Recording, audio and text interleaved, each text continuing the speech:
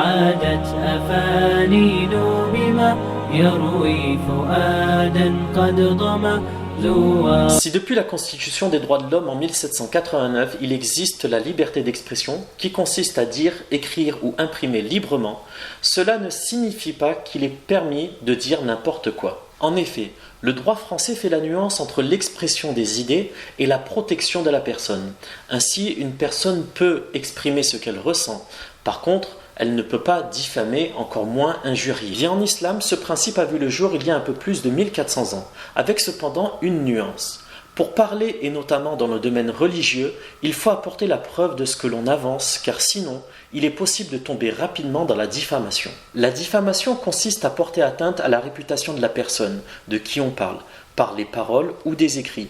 Ainsi, la diffamation religieuse consiste à attribuer au prophète de l'islam sallallahu alayhi wa sallam ce qu'il n'a pas dit, ce qu'il n'a pas fait ou encore ce qu'il n'a pas enseigné. C'est le fameux débat sur la fiabilité des hadiths. Or, en arabe, il existe justement un terme qui comprend non seulement le mensonge, mais aussi le fait de se prononcer sur un sujet sans avoir la preuve de ce que l'on avance. C'est le terme kadhib. Le prophète sallallahu alayhi wa sallam a dit que celui qui fait volontairement du kadhib à mon sujet, qu'il prépare sa place dans le feu.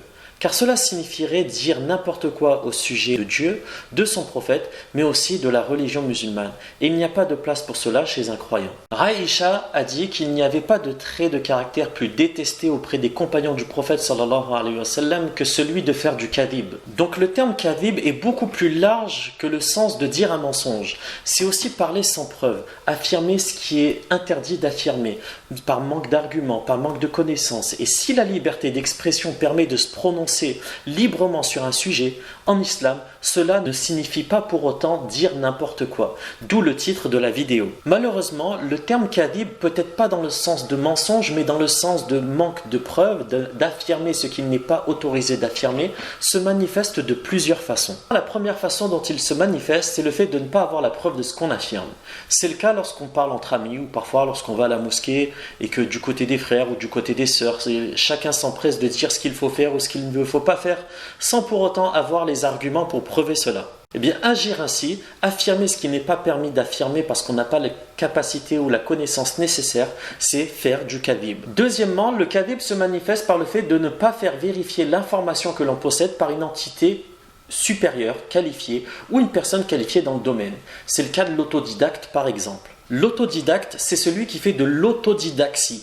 L'autodidactie, ce n'est pas celui qui apprend seulement tout seul, c'est surtout et surtout celui qui apprend quelque chose dont le contenu n'a pas été validé par une entité ou une personne réellement qualifiée. Quand je parle d'entité réellement qualifiée, c'est-à-dire un institut de sciences islamiques par exemple, ou un diplômé en sciences islamiques par exemple, comme c'est le cas avec l'ITMR à l'île de la Réunion. Ibn Sirin, rahimahullah, qui était un tabi'i, c'est-à-dire quelqu'un qui a fréquenté les compagnons du prophète sallallahu alayhi wa sallam, tels que Abu Huraira, Abdullah ibn Umar, Abdullah ibn Zubayr, Anas ibn Malik, radiyallahu anhum ajma'in, etc., disait qu'à son époque, il n'était pas coutume de demander aux gens de qui ils tiennent leurs propos. Cependant, il fut une période où les gens avaient pour mauvaise habitude d'inventer des réponses dans le dîn ou d'inventer des hadiths au sujet du prophète sallallahu alayhi wa sallam.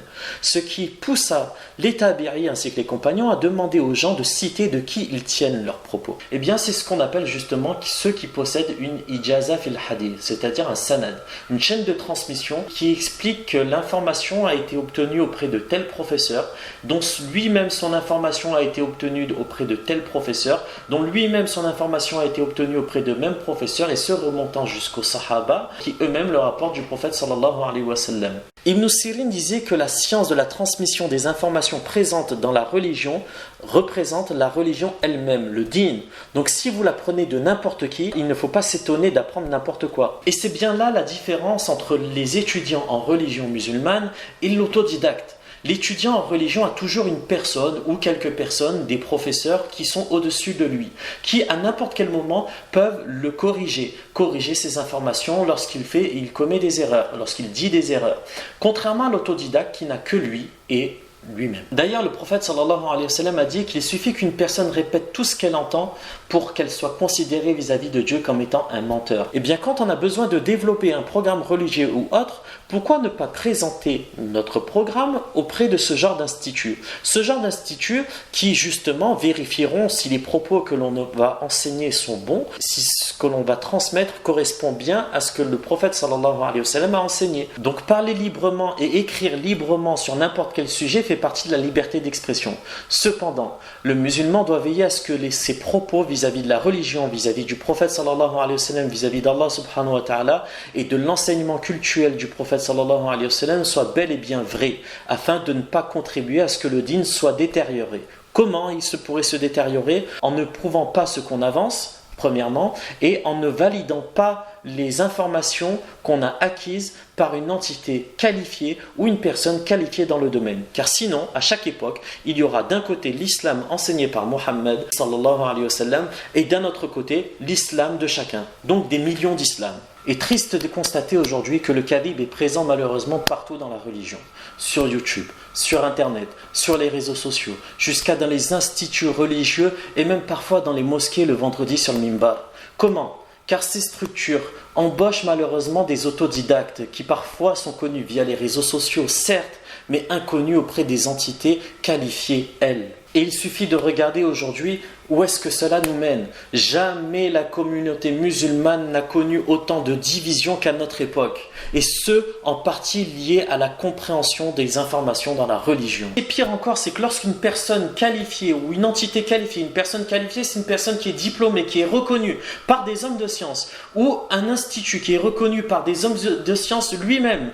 Lorsque ces personnes parlent, on entend « Ah, mais ils ne sont pas assez bons ». Car il n'est peut-être pas du même mouvement, ou bien ce n'est pas assez bon car ils ne sont pas de la même idéologie, ou bien c'est pas assez bon car ils sont pas assez arabes à mon goût, ou indiens à mon goût. Lui j'aime pas sa barbe, lui j'aime pas sa tête, etc., etc. On entend tout type de choses qui empêchent le dîn de progresser. Chacun prétend que l'autre a tort, ou que lui-même a raison. Mais lorsque vous posez la question à chacun d'où ils tiennent leurs propos, eh bien j'ai lu un livre, j'ai regardé une vidéo. Personne n'a vérifié ces informations vers une entité qui est plus qualifiante ou quelqu'un qui est qualifié dans le domaine. Voilà, c'est tout. On se contente de ce qu'on a. Eh bien, l'autodidaxie n'a jamais eu sa place en islam. Imam Malik rahimahullah a dit « Une personne ne sera jamais en paix, ne sera jamais considérée comme un guide, imam, personne à suivre, en ayant pour habitude de répéter tout ce qu'elle entend. » عادت أفانين بما يروي فؤادا قد ضم زوارها متشوق